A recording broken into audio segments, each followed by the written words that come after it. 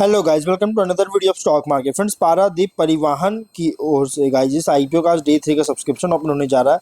जानेंगे live subscription day 2 में कितना था, 2 दिन में कितना था, जीएमपी कितना चल रहा है और इस आईपीओ में अप्लाई करें या फिर फाइनल डिसीजन क्या होना चाहिए, इन सभी पॉइंट्स को डिस्कस करेंगे। चलिए फ्रेंड्स, वीडियो स्टार्ट करते हैं। तो गाइस ये जो आईपीओ है 17 मार्च को ओपन हुआ था, 19 मार्च आज के दिन क्लोज किया जा रहा है। 10 रुपीज़ का फेस वैल्यू है, 93 टू 98 रुपीज़ पर शेयर के प्राइस बैंड, 1200 शेयर्स की लॉट साइज, 44.86 करोड़ का इशू साइज, 45,78,000 शेयर्स का फ्रेश इशू किया जा रहा है। बुक बिल्ड इशू आईपीओ है, बीएसई एसएमए पे लिस्टेड किया जाएगा। शेयर इंडिया सिक्योरिटीज इसके मार्केट मेकर है। अगर हम अलॉटमेंट डेट की बात करेंगे तो 20 मार्च का डेट रखा गया। 21 मार्च को रिफंड रिलीज किया जाएगा, शेयर्स डीमैट अकाउंट में क्रेडिट होगा। 24 मार्च का लिस्टिंग डेट रखा गया है। रिटेल ओनली 1 लॉट अप्लाई कर सकते हैं, 1200 शेयर्स मिलेंगे। एचएनआई मिनिमम 2 लॉट अप्लाई कर सकते हैं, 2400 शेयर्स मिलेगा। मैक्सिमम अपने बजट के अकॉर्डिंग आप अप्लाई कर सकते हैं। यहाँ पे क्यूआईबी को 17.4%, एचएनआई को 13.05%, रिटेल को 30.43% का ऑफर दी गई है। प्रोमोटर होल्डिंग अपनी रेशो 92.6% का। यहाँ पे नोट में बताया गया वैल्यू जो है कैलकुलेट किया जाएगा इक्विटी डायल्यूशन का यूज करके, जिसमें share holding pre issue minus share holding post issue होगा। और अगर हम एंकर इन्वेस्टर की बात करें तो 11.7 करोड़ का फंड रेज किया गया है एंकर इन्वेस्टर के द्वारा। अगर हम सब्सक्रिप्शन की बात करें, देखिए आप हम लोग इसके बीएससी के वेबसाइट पे देखेंगे, क्योंकि देखिए बीएससी पे लिस्टेड होने जा रहा है तो बीएससी पे इसका सब्सक्रिप्शन मेनली देखेंगे, जो कि अगर देखा जाए तो क्यूआईबी से ओनली 1 एप्लीकेशन सबमिट हुआ है। 2,04,000 शेयर्स का बीट किया, 26 लाख अमाउंट का। जिसमें अगर हम बात करें क्यूआईबी में जो हुआ है ये अदर्स में हुआ है, म्यूचुअल फंड्स वगैरह, एफआईआईज या डोमेस्टिक फिनेंशियल इंस्टीट्यूशन वगैरह किसी ने नहीं किया, बल्कि अदर्स ने जो अप्लाई किया है इस आईपीओ में। अगर हम बात करेंगे एचएनआई में, अगर देखा जाए तो जिसमें से कॉर्पोरेट से 2 एप्लीकेशन सबमिट हुआ, 6,03,600 शेयर्स का बीट किया। और इंडिविजुअल जो कि अदर देन आरआई, मतलब जिन्होंने 1 लॉट से ज़्यादा अप्लाई किया, अराउंड 33 एप्लीकेशन सबमिट हुआ है, 1,44,000 शेयर्स का। और लगभग अगर टोटल बात करेंगे तो 35 एप्लीकेशन सबमिट हुआ है और 7,47,600 शेयर्स का बीट किया। 0.63 टाइम्स का सब्सक्राइब देखने को मिल रही है। रिटेल में अगर देखा जाए तो लगभग 562 एप्लीकेशन सबमिट हुआ, 6,74,400 शेयर्स का बीट किया, 48 लैक्स का बीडिंग देखने को मिल रहा है। टोटल अगर देखा जाए तो 16,26,000 शेयर्स का बीट किया और 0.5 टाइम्स का सब्सक्राइब देखने को मिल रहा है और 598 एप्लीकेशन सबमिट होता हुआ देखने को मिल रही है। अभी भी गाइस कंपनी में अंडर सब्सक्राइब देखने को मिल रहा है, कोई खास सब्सक्राइब नहीं हुआ है। अगर हम देखें 2 दिन में कोई खास सब्सक्राइब देखने को नहीं मिला है। अगर हम बात करें इसके जीएमपी का, तो कंपनी का जीएमपी फिलहाल इसका जीएमपी एकदम नहीं है, 0 रुपीज़ का जीएमपी देखने को मिल रहा है, जिसके कारण लिस्टिंग या तो ये कंपनी डिस्काउंट होगा या तो फ्लैट डेब्यू करेगा। अगर बिजनेस की बात करेंगे तो 2000 में फाउंड किया गया था, जो कि पोर्ट सर्विस प्रोवाइडर है ये कंपनी और स्पेशलाइज है लॉजिस्टिक्स, शिप हस्बैंड्री, स्टिफ डोरिंग में। और ये पारादीप पोर्ट उड़ीसा इंडिया में ये लोकेटेड है कंपनी। जिसमें सर्विसेज की बात करेंगे तो जो प्रोवाइड करता है, जिसमें cargo handling, ship husbandry, stevedoring, dredging और custom house clearance, transportation. Company multiple locations पर ऑपरेट करता है, जिसमें इंक्लूड है गोपालपुर, पारादीप, हल्दिया, विशाखापट्टनम और जयपुर, जोड़ा एंड बड़बिल और चंडीखोल, कटक, तालचेर जैसी अलग अलग लोकेशंस पर कंपनी का जो है सो ऑपरेशन चलता है, जिससे डाइवर्स सेक्टर्स को कैटर करती है, जैसे कार्गो, शिपिंग, सीमेंट, स्टील और रेलवे साइडिंग को।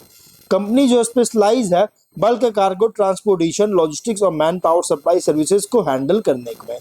और कंपनी एग्रीकल्चरल केमिकल्स का भी मैन्युफैक्चर करती है, पर्टिकुलरली कॉम्प्लेक्स फॉस्फेटिक फर्टिलाइजर्स, जो कि डाई अमोनियम फॉस्फेट होता है, इसका मैन्युफैक्चर भी कंपनी करती है। यहाँ फिनेंशियल की बात करें, 22 में एसेट था 118.2 करोड़ का, 23 में तो सफ़र किया, अभी है 164.3 करोड़ का इंक्रीज किया। 23 को सफ़र करने के बाद थोड़ा अब वापस से रिकवर होता हुआ देखने को मिला है।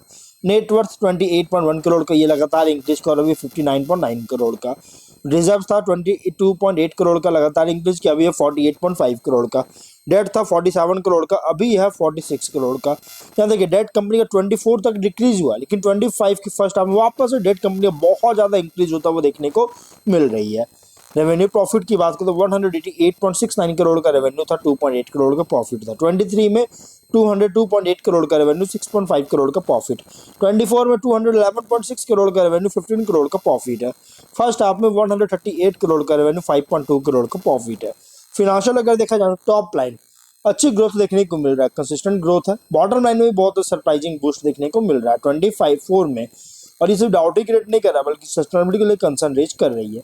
लेकिन अगर यहाँ फर्स्ट हाफ की बात करें 25 के फर्स्ट हाफ में तो उतना अच्छा परफॉर्म नहीं किया, लेकिन अगर हम हिस्टोरिकल ट्रेंड्स अगर देखेंगे तो लगभग सेकेंड हाफ में कंपनी जो है सो अपने टोटल बिजनेस का 60% रेवेन्यू ओवरऑल टर्नओवर जो होता है, ओवरऑल रेवेन्यू जो होता है फिनेंशियल में 60% रेवेन्यू जो है, रेवेन्यू प्रॉफिट, ये सेकंड हाफ में जनरेट करता है।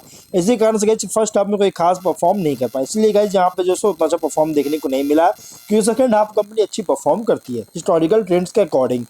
ROE 33.62%, ROCE 26.6%, debt to equity 0.8 times का, RONW 33.62%, PAT मार्जिन 7.1 टाइम्स का, price to book value 2.03 times का, पी रेशियो 7.4 टाइम्स का है। मार्केट कैप होगा 156 करोड़ का, पी रेशियो 7.4 टाइम्स का है।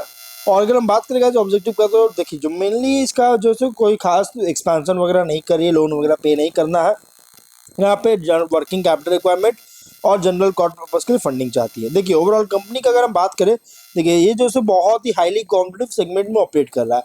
फिलहाल कंपनी बहुत ज़्यादा इसके कॉम्पिटिटिव सेगमेंट में ऑपरेट हो रहा है, लेकिन इसमें एक अच्छी कंपनी जो मैनेजमेंट एक अच्छी अपडेट लेकर आई है। देखिए क्रिटिकल कॉन्टैक्ट्स के लिए जो टेलर मेड सॉल्यूशंस और एंड टू एंड स्पेशलाइज्ड जो है डिलीवरी करता है, जो कि जिससे एक हाई मार्जिन जो है कंपनी मिलता कंपनी जो हाई मार्जिन देखने को मिलता है इस सर्विसेज को ऑफर करने से। और साथ में कंपनी जो स्पेशलाइज्ड और हाई मार्जिन कॉन्ट्रैक्ट्स के लिए रेंडरिंग सर्विसेज का एक नया स्ट्रैटेजी भी जो है इम्प्लीमेंट कर चुका है, जो कि कॉस्ट मैनेजमेंट टेक्निक्स के साथ।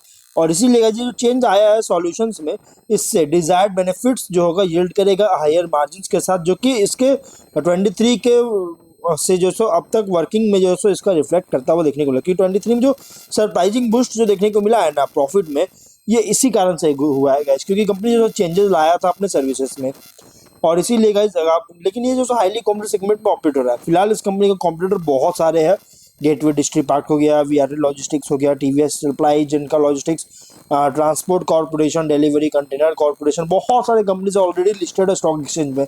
थोड़ा सा रिस्की है, अगर आप एसएमई कैटेगरी में अप्लाई करने का सोच रहे हैं तो आप इसमें कंसीडर कर सकते हैं, बट अगर आप एसएमई में रिस्क नहीं चाहते हैं तो आप इग्नोर कर सकते हैं। फिलहाल अभी मार्केट वोलाटाइल देखने को मिल रहा है, इसलिए थोड़ा सा रिस्की देखने को मिल सकता है, क्योंकि चांसेस उसका कि या तो कंपनी लगभग क्रैश करेगा, 20% का डिस्काउंट लिस्टिंग होगा, या तो फिर फ्लैट डेब्यू करेगा, या फिर अगर हार्डली अगर लक अच्छा रहा तो 5 to 6% का लिस्टिंग गेन भी दे सकता है।